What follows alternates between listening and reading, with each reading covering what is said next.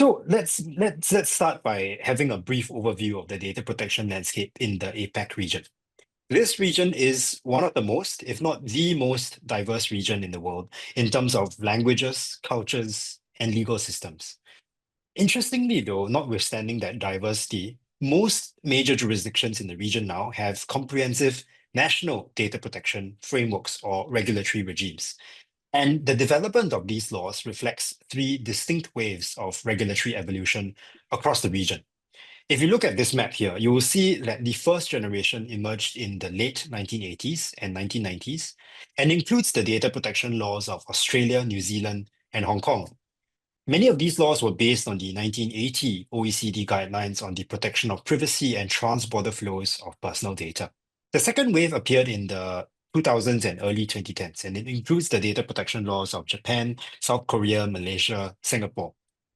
This generation is characterized by a diversity of different approaches to data protection, but we also see the influence of European body of data protection law emerging in this region, as seen in Macau and South Korea. Then the third and most recent wave of new data protection laws followed the enactment of the GDPR in the EU, and this includes the data protection laws of Thailand, China, Indonesia, most recently India.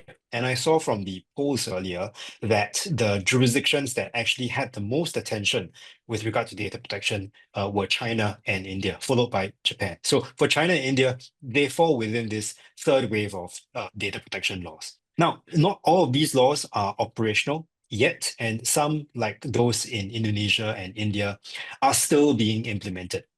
At the same time, the data protection landscape in this region is highly dynamic. Several jurisdictions are modernizing actively their regulatory frameworks to ensure that they remain effective in addressing emerging technological challenges and facilitating digital innovation. So, just to draw some examples, last year, Australia enacted the first of two tranches of amendments to its Privacy Act following a comprehensive multi-year review. And we are waiting for news on the second tranche of amendments to be coming to come about.